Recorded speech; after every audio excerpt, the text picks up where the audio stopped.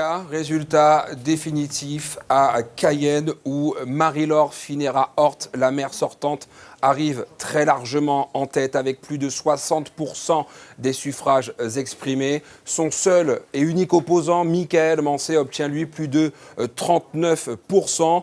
Nous pouvons donc d'ores et déjà vous annoncer que Marie-Laure Phinera-Horth est réélue à la tête de Cayenne et ce, dès le premier tour, Lélia.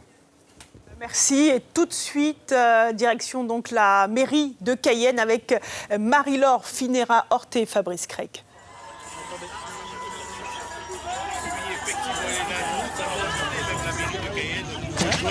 Marie-Laure Phinera-Horth en son QG ici à Cayenne. Marie-Laure Phinera-Horth, première réaction. Écoutez, on m'a fait une surprise. Je suis très heureuse en tout cas d'avoir gagné ces élections municipales. Nous sommes là, nous avons été élus pour travailler encore 6 ans. Je le rappelle et je ne vais pas cesser de le rappeler. 2026, je ne serai pas tête de liste. Donc, j'ai du travail à faire, à réaliser en tout cas pendant les 6 ans. Et aujourd'hui, je trouve que c'est une surprise que mes militants ont concocté pour moi.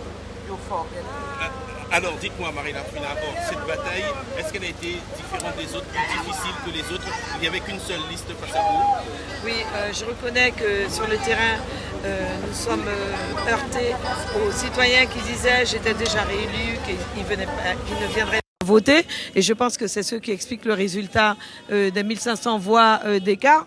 Mais bon, c'est une victoire, quoi qu'il en soit.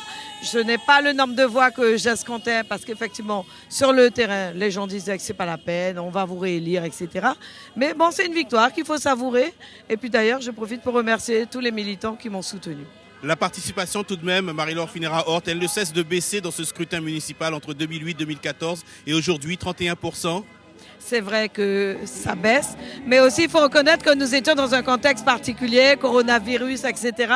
Et je pense avec les lieux de culte qui étaient fermés, puisqu'on sait bien que c'est une tradition, après la messe, on vient voter. Et aujourd'hui, ça n'a pas eu lieu. Donc je peux comprendre ça, je peux expliquer le chiffre, mais ceci dit, c'est pas grave, monsieur, j'ai gagné. Alors dites-moi, vous aviez un programme, quelles seront vos priorités là dès demain ? Nous allons poursuivre les travaux du canal Ossa, la démolition des tours Floralie, le casino, puisque j'ai le permis de construire à signer, puisque nous sommes invités par le ministère de l'Intérieur, puisque vous savez que la dernière autorisation, c'est le ministère de l'Intérieur qui le fournit, mais nous n'avons pas de crainte, on sait qu'on l'aura. Et puis il y a les rues, tout ce qu'on a prévu pour l'écologie, les rues arborées, etc., etc.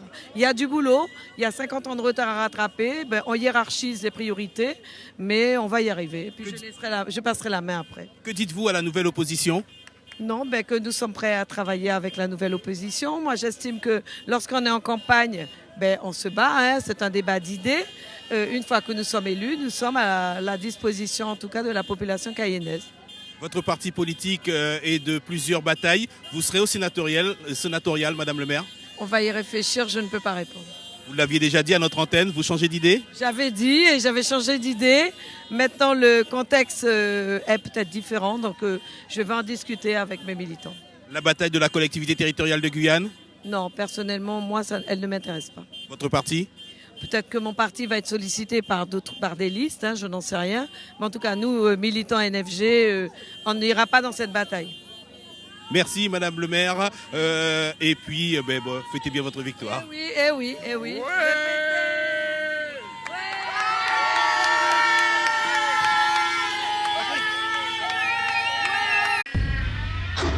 Suivez l'info sur Guyana Première, télé, radio et internet.